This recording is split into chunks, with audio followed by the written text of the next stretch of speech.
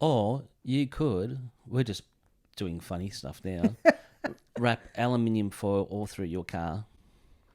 That is not such a bad idea. And then just have the one section of my window so I can see out. Do the ceiling, do the doors. Yeah, that is not floor. such a bad idea. Yeah. Have a request for the car yard. I would like my car to be wrapped in foil, please. Yeah.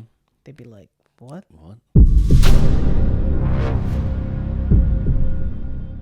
In today's episode, we're going to be discussing releasing your fears and breathing. It might just change your life. It might just change your life. And welcome back. Welcome back, everyone, for another podcast show. Very exciting. In today's episode, we weren't entirely too sure what to discuss. We like to go with the flow and see what inspiration we do get for a discussion. Some of the topics we talk about is genuinely our life stories, and some of the topics we talk about we get inspired to talk about. And in this topic we're talking about letting go of fear and breathing, and that came from Jayson picked a card from the deck. Don't know if you can see that, everyone. They're guidance cards. Yeah, they're guidance cards, and we thought, well, this might be a really good topic to discuss today as well. Because we all go through fear, we all have fear, and sometimes it is hard to let go of it and breathe through it. And sometimes it's easy to let go of it and breathe through it. And what is really good about, what I find really good about this topic as well is because from going to Jayson, being a healer, there is also a fear compartment in our patterns as well. Yep. So, yeah, this is our topic for today. Enjoy. So fear's a big one for everyone. And the powers to be around this game, life, planet, whatever you want to call it, is all based on fear. Bit of fear porn here, bit of fear porn there, bit of fear porn everywhere. To keep everybody, because fear it can be beneficial, but it's all formulated not to be beneficial, because if you're in a state of fear, again, you're going to lower your frequency. And also fear and stress can break down the body faster as well and age you. So if you're in a consistent energy of fear, it's like you're not ever going to be at your best. So the idea of this conversation is, I'm hoping that we can give some tips on how to let go of the fear, transmute the fear, so you can continue on your pathway, your journey, in more of a balanced, harmonious state. Yeah. And let go of the fears. Because, I mean, realistically, you just jump in your car and you're fearful of that happening while you're driving, and that's happening, or if you're going for a walk. It's like continuously. It's non-stop. Yeah. And it mightn't be big fears, it might be just little fears. Yeah. Like, for example, a female going for a walk, she might be in a bit of fear, like, oh, am I going to be safe today? Is there any going to be creepazoids around? And I feel like you might have had that feeling around you at all when you've gone for a walk. You've had concerns about? Yeah. You've got the energetic fear stuff more. Yeah, so mine is more on the energetic side of things than the physical side of things. Like we discussed in the last podcast, I used to go for a walk around, we live near a lake, and I used to go for a walk around the lake quite a lot. Every weekend I'd get up early. But for the last, probably since COVID, I actually have stopped walking because things just got a lot more creepier. Yeah. So my fear was more on the energetic of like, who's energetically there, and are they going to take my energy, and what's going to happen to me on an energetic level, not necessarily the physical level, because there's houses around everywhere and there's ways to get out, and you just run, kind of thing. But mine was more on the energetic, and I could feel the creepiness of that area around the lake as well, because there's a lot more things going on than just creepy predators. Yeah, there's a few other things going on in that lake as well. But for me, the only way I could probably move on from that fear was to just avoid it altogether. Don't go for a walk there, walk somewhere else. Yeah, because when you're in a state of fear for too long, as the manifestation crowd will say, that you'll start to attract that. So it's important to do what you can to move through that as quickly as you can, so you don't start to stay in that frequency, so you don't have it create within your reality. But I was just getting, as you were talking, and I feel like there's a lot of background or subconscious fear playing out within us all the time. And I think that's a really interesting program, and it's learning how to always navigate through that and release that as best as you can, which is another thing altogether, because we're not living in a place or a reality where, for most of us, most people out there, that is all carefree. It's pretty tightly wound up. Everything's really tight strung. And it becomes a program or a routine or a way of being all the time. So it's learning to unravel from that, so you're out of that frequency, so you can be at a higher frequency. And that's another component to the game, is navigating through that. Yeah. And you said before with my energy healing, because I work with the diamonds and triangles of the pattern or the auric field of the person. Yep. And at the back of the bottom of the spine, there's a diamond, and that's called the fear compartment. So what I do is I take the lid off that, and I will scoop out with my hands. I've got gloves, like energetic gloves and more protective and stuff. I take out all the fear, because we store that fear in that part of the body. Yeah.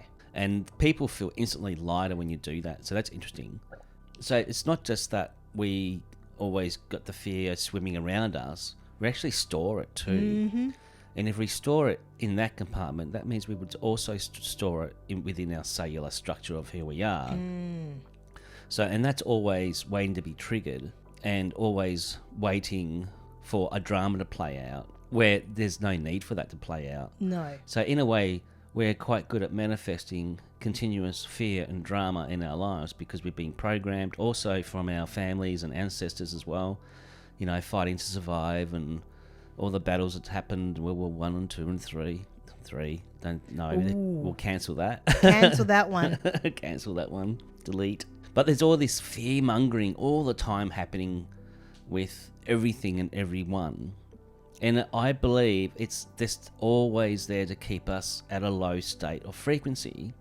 And it's our job as individuals, and if possible a collective, to learn to step out of that more and more and more, to start to creating what we want to create. Yeah. And one of the best tips that you can do is, when you're in that fear state, is to pause, to be still, and start to breathe. And as you're breathing in and breathing out, you're just letting go of that, and you'll find that will start to help you with a better state of being. Now, any questions with what I've just said? Yes. Well, not a question. When you first, going back before, you mentioned about people having fear of, you know, leaving the house and going for a walk, and if just someone, basic stuff, or like, you know, getting into a car accident or something along those lines.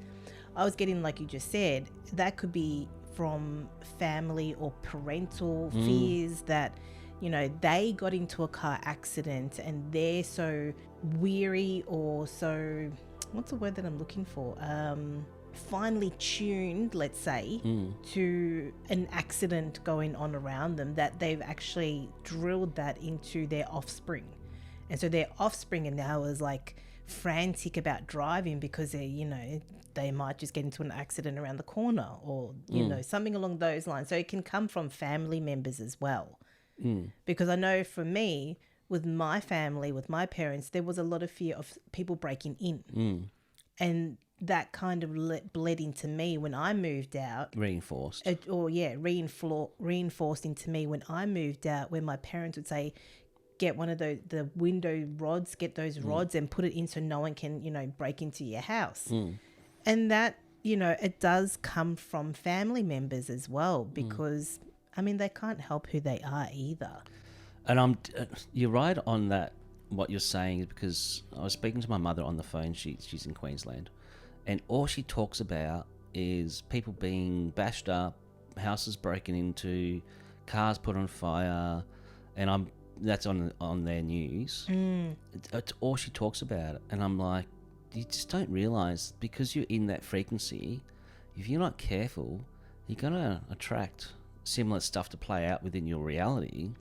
You're better off leaving alone, not ignoring it, and not tuning into that frequency, and then becoming that frequency or that particular fear, because eventually it's going to happen. Yeah. But she won't stop. No, like you said, because it's drilled into her, and there programmed, and people like drama. I mean, that's why we love action movies and drama movies, because we love the suspense, the story, the drama, the fear that the characters are in. What is going to happen next, and this is happening and that's happening, and triangle of sadness movie, shit everywhere, and actually, can I say shit? We just did. We are programmed to almost live in drama. Another little fear. Oh, can I say that word? Will I be taken off platforms because I said that word? Yeah, exactly. Yeah. There you go. See, that just happened. Yeah. Subconsciously. Yeah. Yeah. So fear is a really good tool to keep everybody at a certain level. Yeah. And not to break free from that. Because also with fear, if you do something wrong or say something wrong, for example, there's consequences. So maybe the fear is the consequence also. And no one wants to have some kind of consequence happen to them. Yeah, you naughty little boys and girls. You're going to get punished for this or that and the other. So that's another interesting component to it as well. I'm just realising how much it dominates our lives. Another interesting topic. And the really good thing that you brought up is when you are in drama, I'm just going to say drama instead. When you are in drama, if you can, like Jayson said and like you said, just to take a moment and breathe and bring yourself back into center again. Yeah. And then maybe try and work through the drama and see if there's a solution. If not, step away from the drama. Yeah. I was talking to you before we doing this podcast about my job, and I stepped into my department and it was chaos because a lot to be done in a short amount of time, and I could feel the energy and the chaos, and I had to be very mindful because I was getting caught up in it because I'm an empath. I pick up on heaps of stuff, not just the normal stuff. So I was operating something, creating something, making something, and I had to literally pull myself out of that energetically and just stand there and just breathe just for 5 seconds and just tell myself, just going to bring yourself back in, Jayson. Don't get lost in the chaos, the soup chaos, the fear, all that's playing out. And as soon as I did that, because the machinery was starting to go a bit funny because of all the energy plus my energy going on. So as soon as I did that, things calmed down within me, and I feel that things might have calmed down around the department as well. I just think it's somebody just to bring it all back into center again and breathe. Yeah, that's a really good point, because you actually just touched on a topic that I was getting, that if you're not the person who is in the drama or scared or worried or in fear, and you are the person that has seen someone in those emotions, and I was getting the imagery to get them to come back to center and get them to breathe. Even if someone is maybe crying, hysterically, just get them to breathe, because we're not just talking to the people who could be in drama and fear, but also the ones that are seeing someone else and they can help that person as well. I can give a tip for that. So if somebody's really upset or crying or a bit emotionally unstable and in a bit of fear, what you do is you on their back, you just rub their back clockwise. Oh. And you just have the intention of just calming them down. It's like, it's okay, everything's okay. And it's the back of the heart chakra as well. So you just, I do that to you without you even knowing it. I was just about to ask, do you do that to me while I'm crying and I have no idea that you're doing I'm just like, it's okay, everything's all right. And sometimes I don't need to say anything, I just need to have the intention of just... And do I calm down? Yeah, of course, yeah. So that's a really good tip for everyone out there, to do that to your loved ones or whoever that needs a bit of support and nurturing. and bring them back into their body as well. Yeah. Because also when you're in a lot of fear, and I see that a lot with my clients when they've got a lot going on, a lot of fear in their lives, they're out of their bodies. And the reason they're out of their bodies is because they don't want to be experiencing this. Yeah. So my job is to help bring them an aspect of them back in and have them feel safe again and nurtured, and they're quite happy to come back.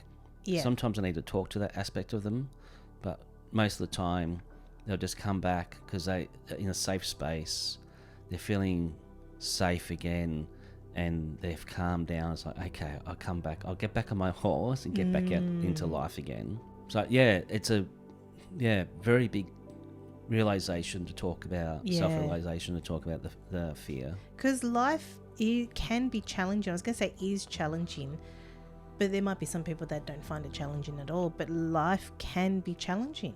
Yeah. And it's how we overcome these challenges as well. Yeah. Yeah. And first of all, being conscious of what's happening around you and happening within you, and that's a good start.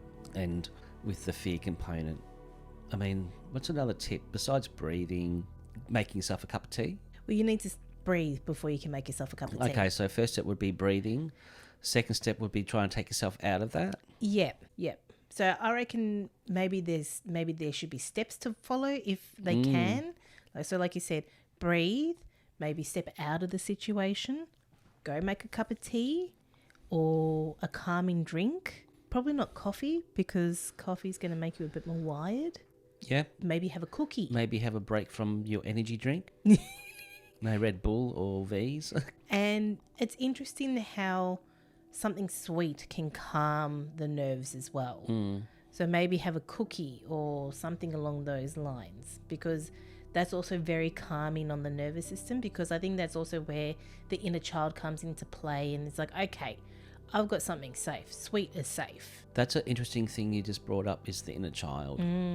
So the inner child, a lot of the time, will come up within you because it's been triggered and it doesn't feel safe. It's in a lot of fear. So it's amazing how much the inner child within us really is in control of our day-to-day life without us even knowing it. So that's another, so maybe you could talk to your inner child and just, in your head, just visualize the inner child within you. It doesn't matter what age it could be. You might get an image of your inner child being 5. You might even get your inner child being 5 and there was an incident that played out that triggered that fear. That fear that's played out within your reality now is triggered that past memory with that inner child or that child aspect of yourself as well. So that's another component to this as well. Yeah. It's a lot. Yeah. And I think that's why I'm getting substance abuse, is because I've gone into coping mechanisms now that we've spoken about inner children or our inner child and using sweets as a way of coping. Substance abuse is a way of coping. Yeah. Food is substance abuse, Yep. Eating too much food because there's not enough sweetness in life. Yeah. We all have our different things to lean on, or crutches to lean on. There's not that many people that I don't think have anything. I think if you're talking about mainstream, I think everyone has at least one. It might be food or chocolate, or it could be shopping. Shopping, yeah, retail shopping. I The love retail shopping. experience. Yeah. I love food. Yeah.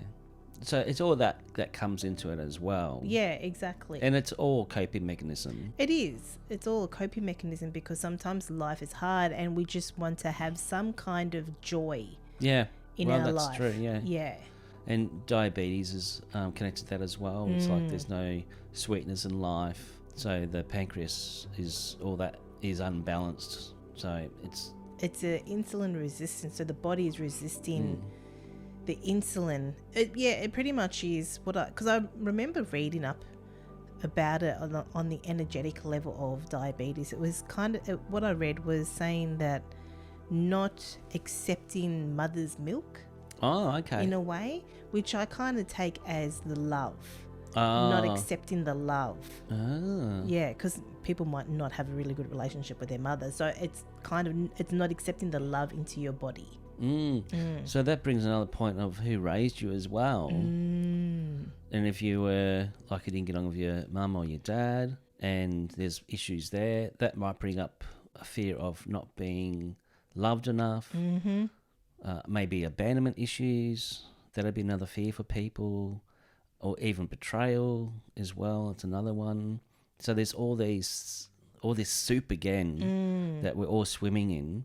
Then it's up to us to heal that, go within and heal that as much as we can, so we don't get triggered again. Yeah, and I'm getting a few comments of things that I've heard. One is from the movie or from the book June, where they talk about fear being the mind killer. Ah. And it pretty much is, I think fear is the mind killer.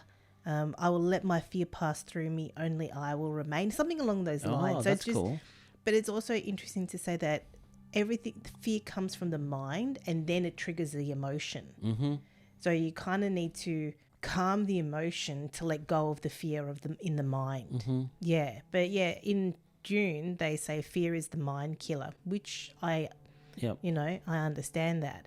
And then also one of our friends in America talks to a being, and this being made a comment years ago, which it always comes up for me because I like how this being stated this. It was how he said it was, not all fears are ghouls, and not all ghouls are to be feared. I do remember that. Yeah, it was Isaac.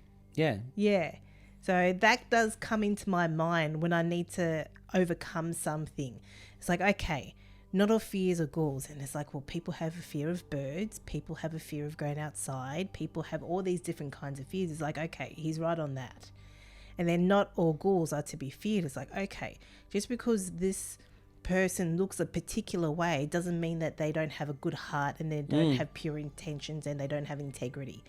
So that does come into play also with myself. It's also, letting go of the fear that not all fears are ghouls. Because it's up to, or the individual will have a different perception on that one particular fear. So what you fear, somebody else might not fear and love, and vice versa. Yeah. So it's like, is our fears really specialized for us? Possibly. It's like that particular person, their fears are just for them, and that person's got their own specialized fears. And because I don't know why I'm getting a fear of birds. Like, people have a genuine fear of birds. Yeah. But for me and you and for a lot of other people, it's like, but it's a bird. Yep. You know, how can this bird harm you? But someone will have a genuine fear, and that could stem from childhood trauma. Yeah. Or a family trauma, or a past life or parallel life trauma that this person doesn't quite understand. Yeah. It's a very interesting. How to overcome, let's say, that said fear of a bird is something that maybe a person would need to do a deeper analysis of, where, if they can, try to remember where it came from. Yeah. Because if it's a past life, it might not be something that they can bring into their consciousness at the moment. Yep. And again, if this is true that there's reincarnation, you come back over and over and over again, and you've got cellular trauma from that, or you got trauma or fear associated with whatever past life per se, that's going to be in your cellular. You carry that with you until you can clear it or understand it, or heal it. Exactly. And just taking it to another level, because everything is a timeline, or there's timeline incursions or something along those lines, it could be a parallel you that you could be tapping into for whatever reason, or they're tapping into you because maybe they are needing help from another version of themselves. Yeah. Again, that's not something that everyone's aware of. No. Okay, so how can we really make this basic? I guess for me, the real basic way is like we always discuss. Bring it back to self. Take a moment to breathe. And if you can, take yourself out of the moment. I'm getting also doing some self-talk. I've done that in the past. I talk to myself all the time. Yeah, I hear you. Yeah, I'm at work and I'm talking to the lights are flashing and people are like, what's going on? I'm just like, and I'm talking. It's an actual one of my family. G'day, mate. You're back again. The lights are ding. People are freaking out. And Jason hears me talk in the shower all the time. Yeah, I'm like, oh, here she goes again, everyone. She's in the shower because I hear her talking. I have a lot of conversations in the shower. Yeah, you do. It's a very busy shower. Like I said before, for me, it would be bringing it back to self, and that's weird. I was about to say, and dreaming. Because I could feel a shift going on. Because I did actually wonder, just going completely off topic at the moment, we'll edit all this out. I did wonder if the helicopter could pick up the frequency of what was going on. Yeah, all the energy associated with the... Yeah, or the energy beings that are around for this podcast kind of thing. And then, I was about to say whatever, taking it back to self and dreaming. So I don't know what the dreaming part of it has to do. Well, if you have a bad dream or nightmare, and you'll bring that back into this consciousness. So if there's stuff going on with fears in the astral, then you're going to bring that back into this reality. Because some dreams are so, like, especially lucid ones, which is just yourself on another level. You bring that back within your reality. Yeah. In this reality. Yeah. And you carry that. Yeah. That's a good point. I'll use an example from me. I used to be scared of a lot of things to the point where I've had dreams where I was chased by a half-bodied mummy. Like literally jumping over, not pyramids, jumping over tombs while this mummy from the torso up quick was chasing me. I had a lot of fear. And then as I did my self-development work and as I worked with myself and really understood where my fears come from, when I have a dream now, I'm more of, it depends on, sometimes it might be a scary dream, but sometimes it's a dream where I'm actually standing up for myself and the people around me in the dream. So that's where I feel like I have done quite a bit of self-development work on my fears and letting go of my fears as best as I can, to the point where if it happens in a dream, I'm able to face it somehow. Do you feel that there's a fear stream around everyone? All the time. To keep the fear topped up? All the time. I feel this to my very core, that there is a fear stream that goes around in this game, in this reality, in this world, to keep people at a certain level so that they don't break through. And there are some people that do break through, but I feel like they are picked to be able to break through. Where majority of us, because I have felt I can go throughout the day and then all of a sudden I will have some spastic energy of some fear, which I don't even know what the fear is. And I'll be searching within myself going, okay, what is this fear? Is it this? Is it that? Is it this? And I'm getting nothing until I realize it's a generalized fear and that's aimed at everything. And then once I realize it's a generalized fear, then my body starts to relax, because now I know it's not one particular thing. It's just a generalized fear. Yeah, and that keeps everybody on edge. Yes. Keeps people feeling unsafe. Yes. And if you're feeling unsafe and you're feeling on the edge, you don't feel free. Yeah. So, that's interesting. And so, I know that to my core. In a way, it's a prison. It's a type of prison. To keep people limited. Yeah, so you don't expand.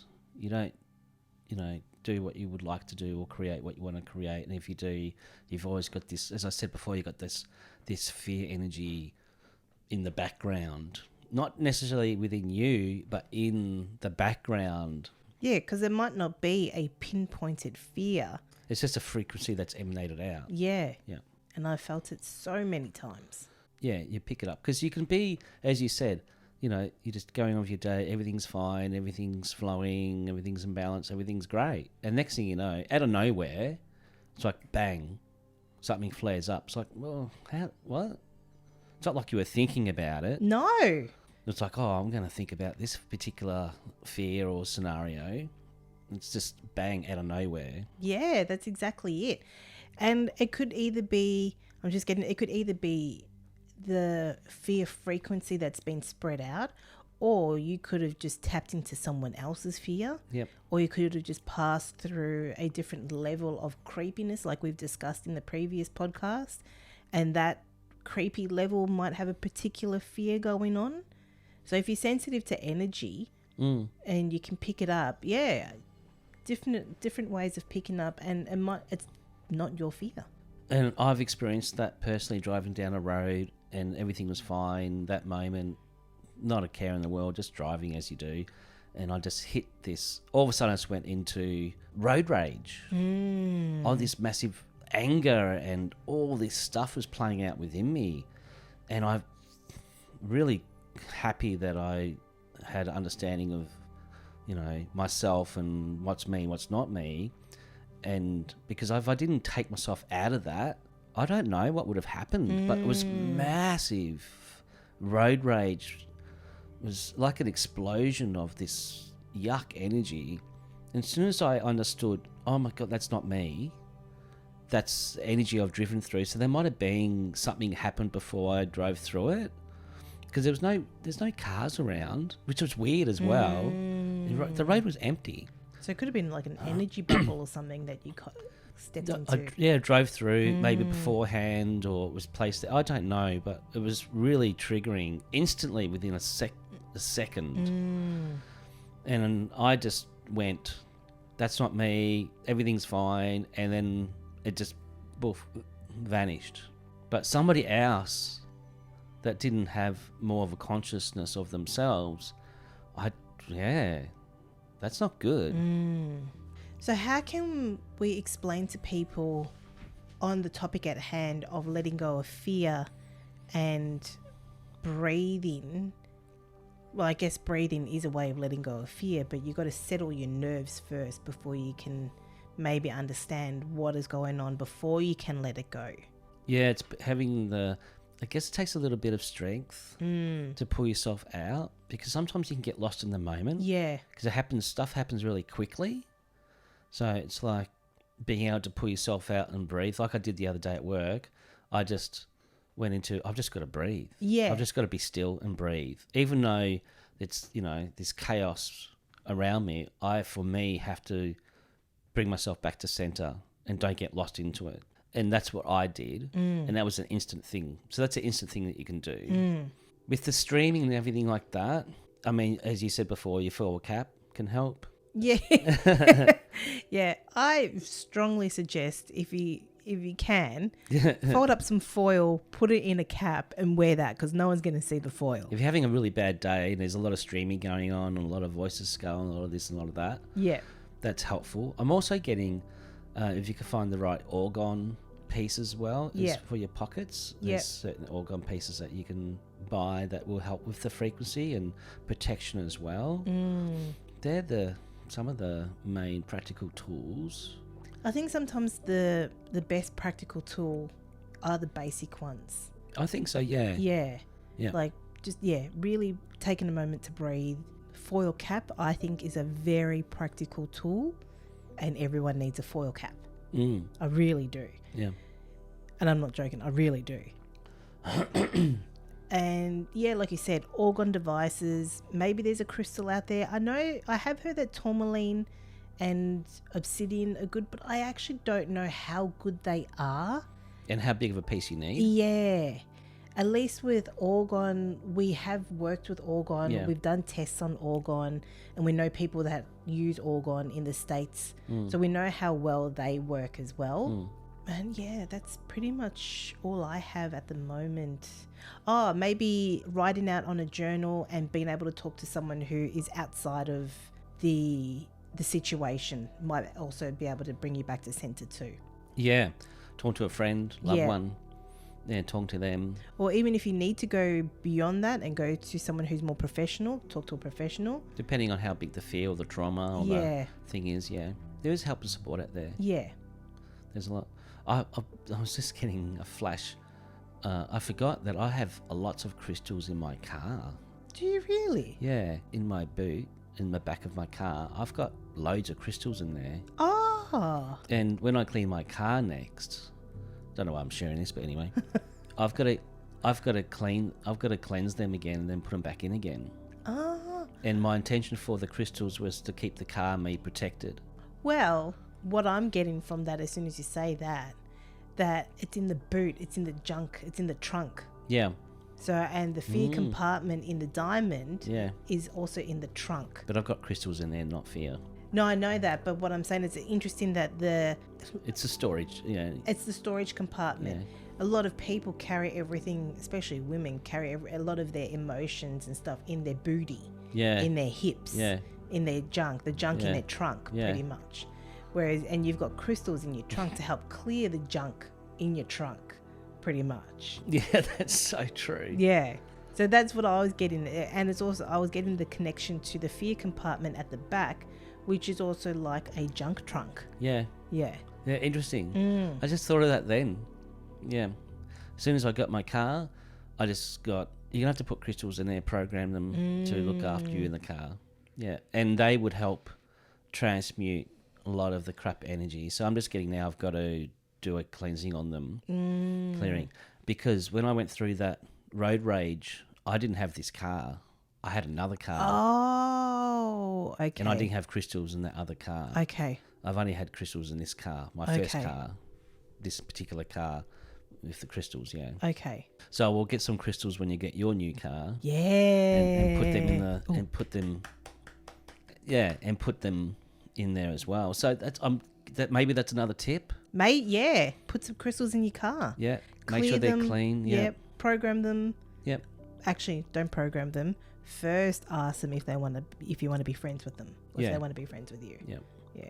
And then ask for their help. Or you could even keep it simple. Yeah. Ask the crystal, I'd like some help. Can you help? And Yeah. And then just have the intention of, these crystals or these particular crystals can help protect the car and protect you. And Just talk to the crystal and go, look, I'd like to be friends. Can we work together? yeah. Like I do with Time. It's like, Yeah. Time and I, we're friends. We work together. Yeah. Mm. So on Jayson Infinite Magic, there was a video on how to program crystals, or was it a meditation? I think it was. It's a meditation. Might have been meditation. Okay. Yeah. It was a meditation. Yeah. I took everybody through a meditation Yeah. how to connect with crystals. Yeah, and, that's right. yeah. Yeah. So some shungite would be good in there. Oh, Black tourmaline would be good in there. Shungite's amazing. Yeah. So that would be really helpful. And you need a few. Don't just put like little rocks. Like the dust. Yeah. And You need. sprinkle it. Don't do that. You need. Some chunky stuff in there. Yeah. Mm. Okay. There you go. That's an interesting one. If I could actually set a candle in the car, I would do that. But that's very dangerous to drive with a candle lit in the car. Yes. Or you could, we're just doing funny stuff now, wrap aluminium foil all through your car. That is not such a bad idea. And then just have the one section of my window so I can see out. Do the ceiling, do the doors. Yeah, that is do the not floor. such a bad idea. Yeah. I'd like have a request for the car yard. I would like my car to be wrapped in foil, please. Yeah. They'd be like, what? What? It's like wrapped in foil. Yeah. Because you said that you did, you painted a house and this lady had a particular, was it foil or aluminium or something that she needed her bedroom walls painted? So the paint was special. It had, I don't remember what it had in it, but it was very special paint. It was very expensive. And then we had to put copper wiring in certain locations of the room, I think each corner, which was then plugged in. Mm. And then with the special paint, like 2-3 coats of the special, and it was like a charcoal paint. And then you painted over it, and that kept out all the Wi-Fi pollution and all the stuff that was playing out, because she was hypersensitive to, the Wi-Fi, for example. Yeah. And that was the only place she felt free. Yeah. So yes, you can. There is companies out there that can get that done. Yeah. The only problem is you probably get so used to feeling fantastic in one space. What, do you never leave that room again? So then you're a prisoner of frequency again. That's a good point. Because I'm getting the situation of like when you're children, you eat everything to build up your immunity. Yeah. Yeah. So it's another hard one. I'm also getting fight or flight. That's Yeah. connected to the fear and Yeah. connected to the reptilian part of the brain as well. Yeah. So that's useful because if you're not respectful of fire, you're going to get bloody burnt. Yeah. So there's some components to this which are beneficial for us. Yeah. You don't put your hand in boiling water. And Yeah. and if you do, that creates a fear of boiling water, so you don't do that again. Yeah. Yeah, you're right. There are some things that, unfortunately, fear is good to be a catalyst to move forward. Oh, to keep you safe. To keep you safe. And, you know, sometimes something might happen to you. You're like, okay, cool. I don't want that to happen again. So therefore, I'm going to do something to make sure it doesn't happen again. But then also there is the fear that we've just spoken about, where you need to just try and breathe to get over. Yeah. But some fear can be used as a catalyst as well. Yeah. To move forward. Yeah, of course. Yeah. Yeah, to I'm getting motivation. Yeah. To help motivate us as well. So there's more to it than what we're talking about. It's quite involved. Like you said, using the fear to your benefit is kind of saying, like boiling water. You burn your hand once on it, you know you're not going to do that again. Yeah. So you take steps. Like you're like, okay, I know this is boiling water. I'm not going to put my hand in it, and I'm going to make sure that I'm very careful with how I place it or where I place it, and you know that it's not near anyone that can get harmed from it as well. Yeah. So that's a positive component to it as well. Yeah. I'll see if I can get any message coming through about this. Somebody step through from my soul group.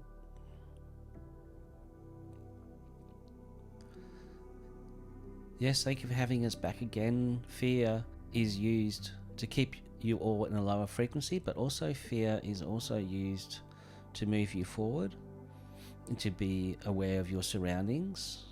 This is also beneficial. There's so many levels to this conversation, to this frequency, fear. So again, fear is based in duality. So good versus evil, bad versus good, hot versus cold. So fear does play a part in your reality, and it needs to be respected. But at the same time, you are right, Allison. There is a stream or a frequency of fear being streamed through your game, your planet, your realm, your lives, to keep you at a certain frequency, and your job is to move beyond that. And to do this is become conscious and knowing of yourselves. That's the easiest way to explain this. And bit by bit, you will eventually do so. That will take time, and you all have traumas from when you were children, from your parents, from your parents' parents. So this resonates through you as well. So it's your jobs to, in a way, pull apart and rebuild within yourself what works for you, what doesn't work for you, and to understand that to be living in a state of fear all the time, your energetics, not just your physical, will break down, and yes, you will age and create disease within you. So be mindful of how much fear you take on, how much you allow fear to control you, because in the end of it all, it is not beneficial. Yet, in some cases, as we said and discussed a moment ago, it can be a useful tool. So breathing is a very good example or tool to bring yourself back into alignment, being calm, taking yourself out of the emotion, because you were right again, Allison. The fear starts within the mind and past traumas, and then emanates and awakens the emotions of that past trauma within your current situation.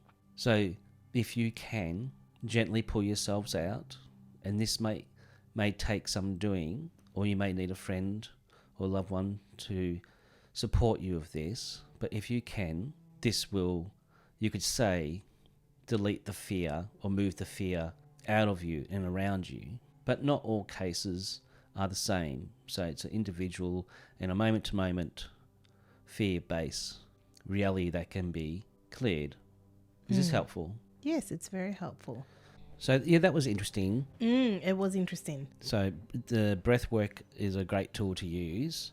And the best thing to do is take yourself out of the fear as much as you can, as quick as you can. Yeah. And I'm also just being kind to yourself as well. So, do you have anything to add to that at all at this moment? No, I feel that everything that we discussed and also what they had said as well is pretty much the basics of what I feel is better on how to release fear. Yes, try and figure out what that fear is.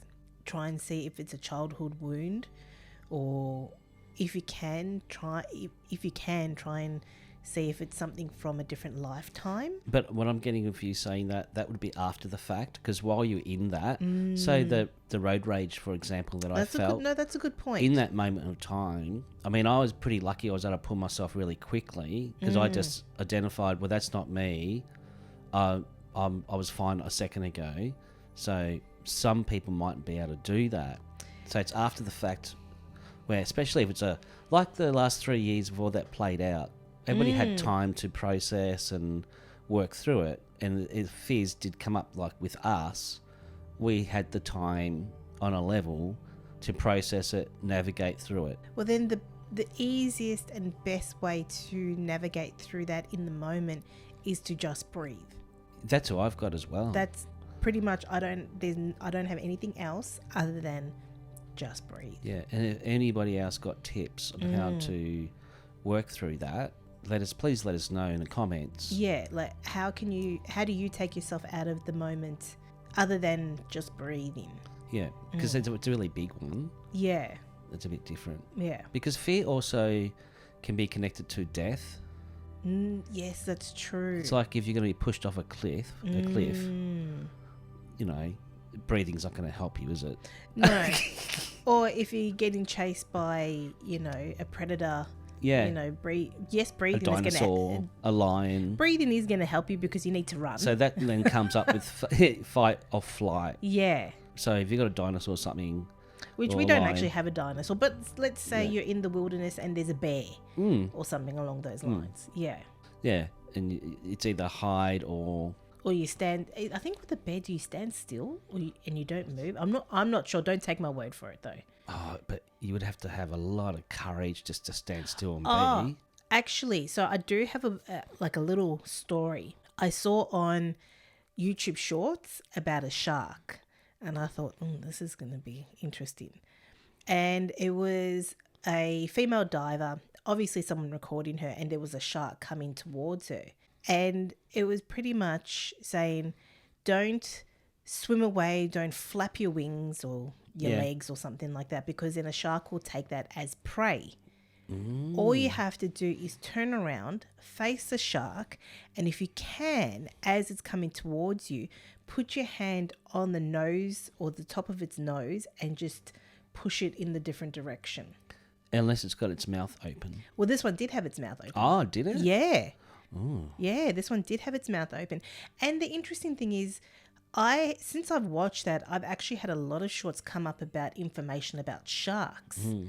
And I thought, well, this is really interesting because sharks are used for fear-mongering. Yeah. Because of the movie Jaws. Jaws, yeah. And what one of the shorts had explained is that sharks actually test things with their mouth because obviously they don't have hands.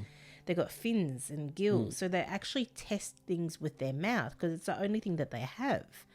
So I guess when a shark is grabbing going for a grab on something, it's actually just testing it.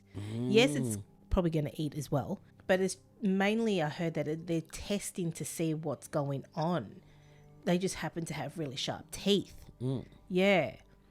So not saying that, go swim in the open water with a shark and, go test that theory of pushing the shark out of the way. But I guess it's also an analogy of if there's a fear, don't flap around maybe.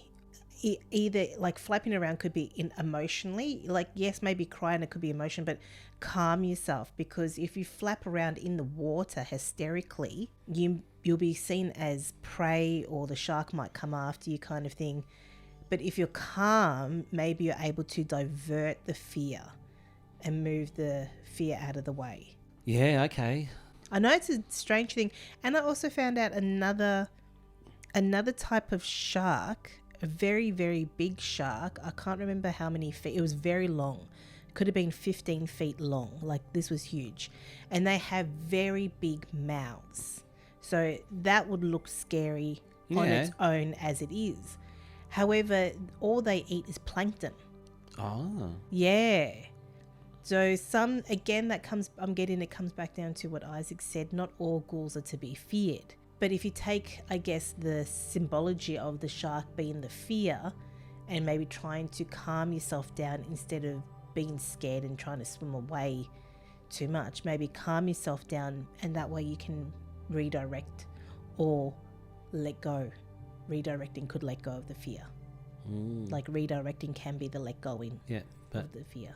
In that moment, you're going to be in fight or flight. Yeah, I guess in that moment, it's instinctual to be in fight or flight.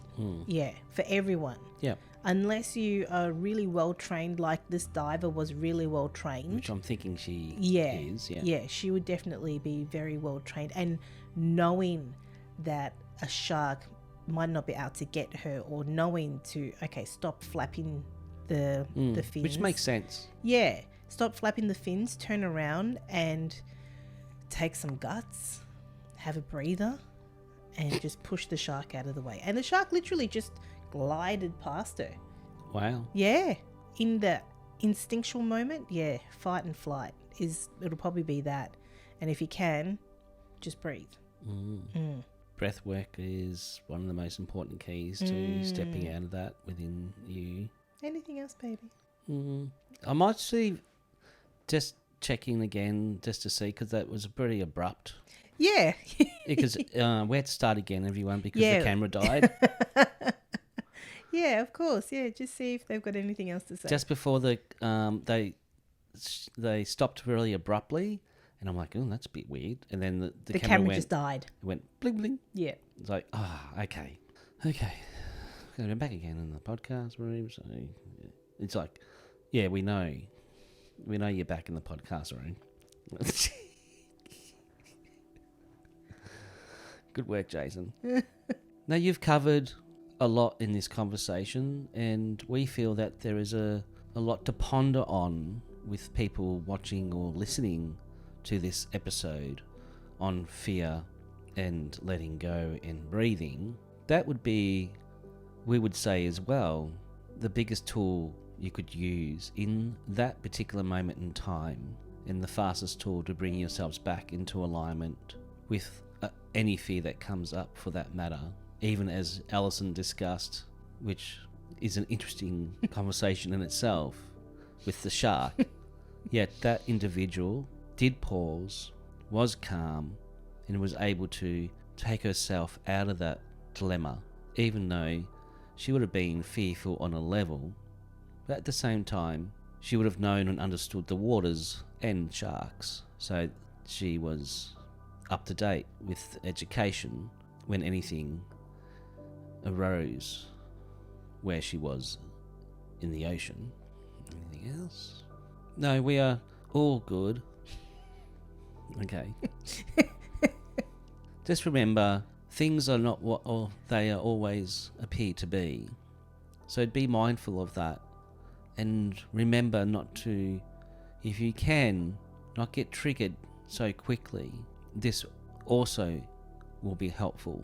So we thank you all for having us here, sharing our different perception and perspectives on this topic today. Thank you. Thank you. It was interesting they said up to date with the education. So maybe everyone kind of needs to be up to date with an education on how to let go of fear. Yeah, and also keep yourself evolving, keep yourself growing, expanding, keep yourself being mindful, all that sort of stuff. And if you can, how do I say it?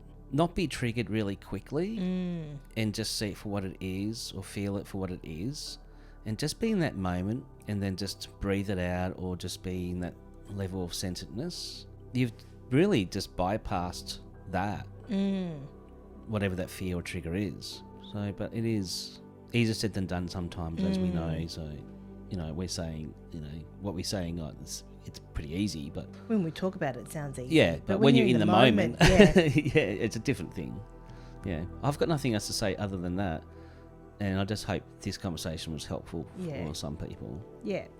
Or just triggering, or not the word trigger, but it just brings up some wisdom within people. Yeah. Yeah, okay, cool. You got anything you want to say? No, I think we have covered a lot in this episode, and it's been really good. Yeah, not bad for not having a clue of what we're doing. And just pulling the card. Pulling a card, yeah. Well, thank you everyone for watching, listening, and tuning in. We'll see you. You'll hear us. Oh, can I say goodbye? In the next one. Thank you. Thank you for tuning in. We hope that you've taken some gold nuggets out of the episode today. And I just have something for you all to share for my last few words. That if you can take with you that not all fears are ghouls and not all ghouls are to be feared. Yeah, well said. Thanks, Isaac. Yeah, thanks, mate. Love and blessings, everyone. See you in the next one. Bye. Bye.